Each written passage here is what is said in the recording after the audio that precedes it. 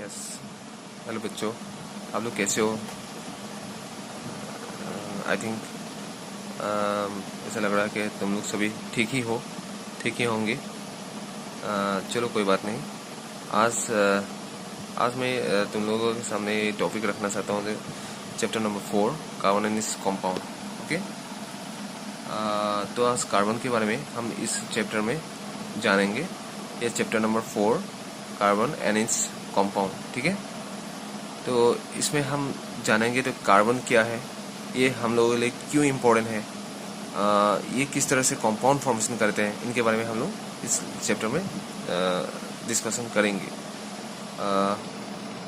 तो क्या है, कार्बन किस तरह से एक दूसरे के साथ कॉम्बिनेशन होते हैं, किस तरह से चेन बनाते हैं, लॉन्ग फॉर्म करते हैं, ये वगैरह वगैरह डिस्कशन आगे होता रहेगा। लेकिन स्टार्टिंग में कार्बन के बारे में कुछ बातें यहाँ पे बता देता हूँ, ठीक है।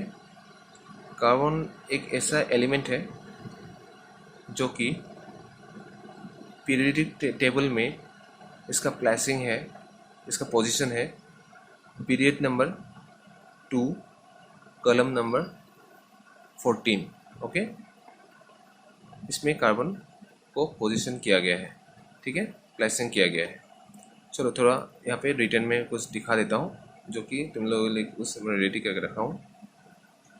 ओके, तो क्या है, तो हम डायरेक्ट अपने कॉपी में ही आ जाते हैं, तो इसमें समझाने के लिए अच्छा रहेगा। तो देखो, कार्बन एक ऐसा कंपाउंड है जो कि पीरियडिक टेबल में सेकंड पोजीशन में से रखा गया है एंड कॉलम नंबर्स का 14 है, ठीक है। पीरियड टेबल क्या है? पीरियड टेबल एक प्रकार का टेबल है, ठीक है। यहाँ पे मैं ड्रॉ करके दिखा रहा हूँ, ये एक प्रकार का टेबल है, ठीक है। ये टेबल में जो ऐसे हॉराइजेंटली जो जाते हैं, ऐसे जो हॉराइजेंटली जो जाते हैं, इसको पीरियड्स बोलते हैं, ठीक है। जो कि आगे क्लास में भी इसके बारे में डिटेल्स सिखाया जाएगा, ठीक है। फिर भी एक थोड़ा इसका ओवरव्यू में तुम लोगों के सामने दे रहा हूँ। और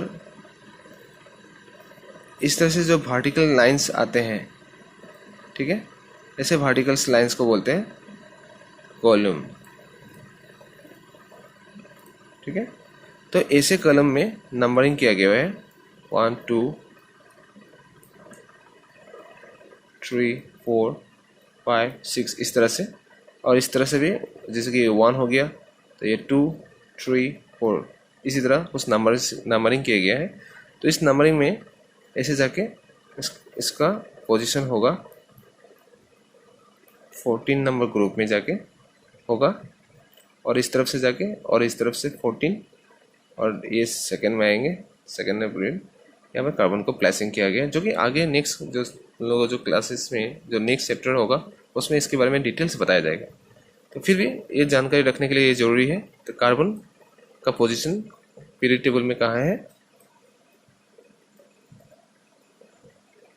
period table, okay, this is known as period table. Okay, तो आपने यहाँ से वीडियो करने की वजह से थोड़ा ये व्यूज़ जो है मैं जो लिखता हूँ उनके ऊपर ही आपको वीडियो आ जाते हैं, इधर उधर हो रहा है, फिर भी देख लेना इसी तरह से। ओके, नेक्स्ट है कार्बन के एटॉमिक नंबर। ये जानकारी रखने के लिए तुम्हें बताया गया है, बता रहा हूँ। कार्बन के एटॉमिक नंबर है याद, जो कि तुम्हें याद रख लेना, ठीक है। उसका एटॉमिक मास उसका 12 है। तो क्या है ये चीज़, मैं इसको नेक्स्ट क्लासेस में नेक्स्ट चैप्टर में बताऊंगा। लेकिन सबसे ज़रूरी बात यह है अभी, जो कार्बन एक बहुत ही इम्पोर्टेंट एलिमेंट है हम लोग की धरती में, आर्ट का। लेकिन फिर भी इसका अपना जो परसेंटेज है, डायरेक्टली देखा जाए तो कार्बन का डायरेक्टली जो रॉ मटेरियल कार्बन, इसको आर्ट क्रास्ट में, धरती के जो ऊपरी लेयर में, धरती के एकदम अंदर नहीं, माने मिट्टी से नीचे तक, जहाँ से पेट्रोलियम निकाला जा सके, कोयला जहाँ से मिलते हैं, जहाँ तक मिलता है उसी लेयर के अंदर, हाँ, इसका ओनली देखा जाए तो धरती के जितना वजन है, जितना साइज है उनके बराबर 0.02% ही इसको मिलता है। ठीक है,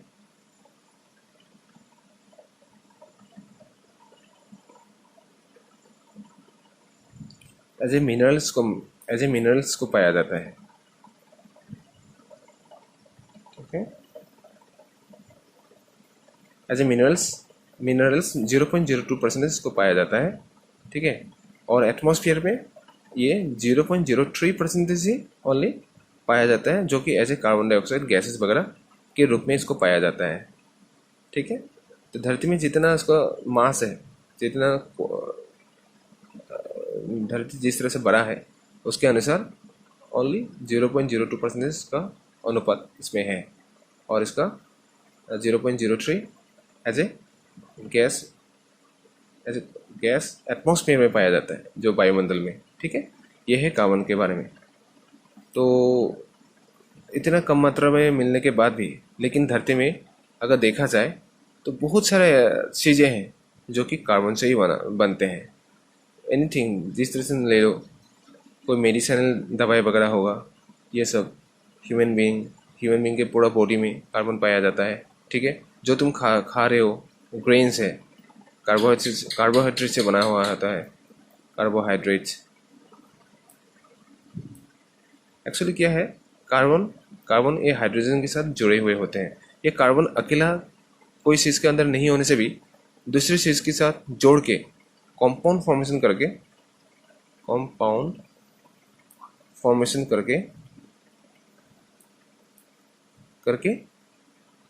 धरती में मौजूद रहता है।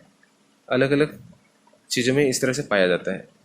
तो इस तरह से वेराइटीज ऑफ मटेरियल में ये कार्बन्स पाया जाता है। ठीक है, लेकिन कार्बन्स डायरेक्टली नहीं होने से भी वो अलग कोई एलिमेंट के साथ, अगर कार्बन अकेला इस तरह से है तो अकेला एलिमेंट डायरेक्टली नहीं मिलने से अकेला इतना परसेंटेज रहता है, इतना परसेंटेज धरती में एटमॉस्फेयर में रहता है, या अर्थ क्रस्ट में इतना परसेंटेज पाया जाता है। लेकिन अगर मैसिव में देखा जाए, यूं ही देखा जाए तो मैसिव मात्रा में कार्बन ही, सबसे ज़्यादा मात्रा में कार्बन का ही चीज़ें इस धरती में पाया जाता है।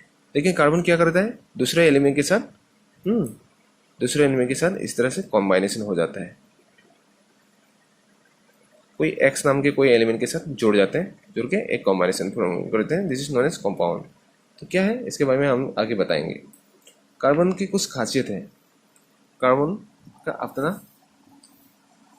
कुछ बॉन्ड फॉर्मेशन कर सकते हैं। आज थोड़ा बॉन्ड के बारे में बताऊंगा। बॉन्ड क्या है होता है, bond is a combining power to another element. Okay, ठीक है, बॉन्ड क्या करता है, एक इस प्रकार के एक इलेक्ट्रोमैग्नेटिक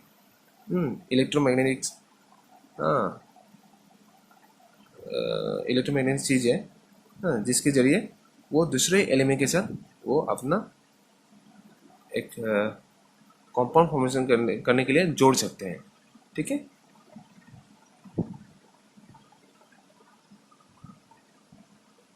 ओके। तो कार्बन से जो बॉन्ड फॉर्मेशन करते हैं, BOND बॉन्ड, ये बॉन्ड BONE से अलग है। ठीक है, ये एक इलेक्ट्रोमैग्नेटिक फोर्स के जरिए बनने वाला एक प्रकार के बाइंडिंग है। ओके, एक दूसरे को साथ जोड़े रखने के लिए। लेकिन ये बोन हड्डी है, जो ह्यूमन बॉडी स्केलेटन के अंदर, कोई जानवर के स्केलेटन के अंदर हड्डी जो होता है ये होता है। ठीक है, सॉरी वीडियो यहाँ पे आ ही नहीं रहा था, अभी देख रहा हूँ। ठीक है, क्लियर, इस तरह से होता है। ठीक है, और ये बोन क्या होता है, दिस इज द बोन एक इलेक्ट्रोमैग्नेटिक फोर्स है, जिसके जरिए दो एलिमेंट, अगर इस तरफ से एक एलिमेंट है, अगर इस तरफ से एलिमेंट है, कोई इलेक्ट्रोमैग्नेटिक फोर्स के जरिए एक दूसरे के साथ जुड़े रहते हैं। This is known as bone. Okay, ये बोन हड्डी होते हैं, जो कि स्केलेटन के अंदर होता है, स्केलेटन। ठीक है, और ये बोन एक इलेक्ट्रोमैग्नेटिक फोर्स है, जिसके जरिए दो एलिमेंट जुड़ जाते हैं। ये हड्डी होते हैं स्केलेटन के जरिए, ये ओनली ए बोन स्केलेटन, जो कि हम यहाँ पे इसके बारे में स्टडी हम नहीं करेंगे, लेकिन सिमिलर वर्ड है जिसके लिए तुम्हें बताया था। ठीक है, ओके। तो यहाँ पे कार्बन जो बॉन्ड फॉर्मेशन करते हैं, आज थोड़ा बहुत यही बताऊंगा। ठीक है, कार्बन के बारे में थोड़ा बहुत सारे प्रॉपर्टीज़ है, उनमें से बॉन्ड जो फॉर्मेशन करते हैं उनके बारे में बता देता हूँ। कार्बन के जरिए जो बॉन्ड फॉर्मेशन करते हैं उसको कोवेलेंट, VALENT, ओके, BOND, इसको कोवेलेंट बॉन्ड बोलते हैं। ठीक है, कोवेलेंट बॉन्ड। कार्बन की वैलेंसी कितना होता है? कार्बन की वैलेंसी 4 होते हैं। ठीक है, 4 कार्बन की वैलेंसी 4 होते हैं। ठीक है,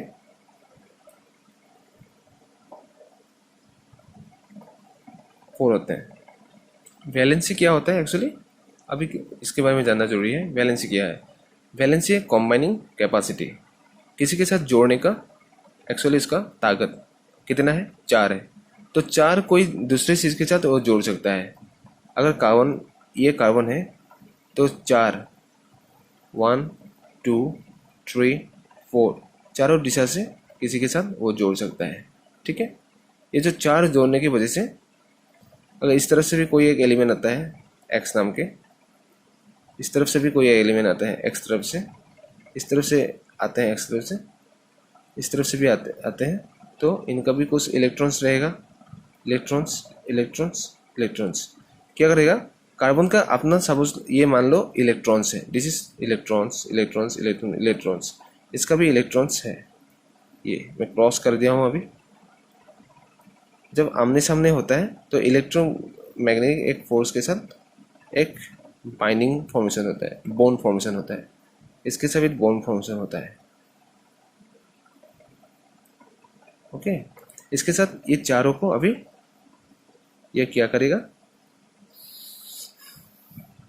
इसको ग्रिप कर लेंगे, पकड़ लेंगे। ठीक है, एक दूसरे के साथ वो जोड़ जाएंगे। इन चारों को एक घेरे के अंदर मैं अगर डाल देता हूँ, सॉरी वीडियो इसी तरफ से रह जाते हैं, और इसको अगर ऐसा कर देता हूँ और इसको भी एक घेरा बना देता हूँ, तो ये 4 के 4 ऐसे करके वो जोड़ जाते हैं। ये जो सेट कर दिया, इसके साथ वो जोड़ जाते हैं। इसी तरह ये एक बाइंडिंग फॉर्मेशन हो जाता है। ठीक है, आज के लिए थोड़ा बहुत इतना ही बताया हूँ, तो नेक्स्ट टॉपिक में इसके बारे में और डिटेल्स बताऊँ। ठीक है, okay, till then take care.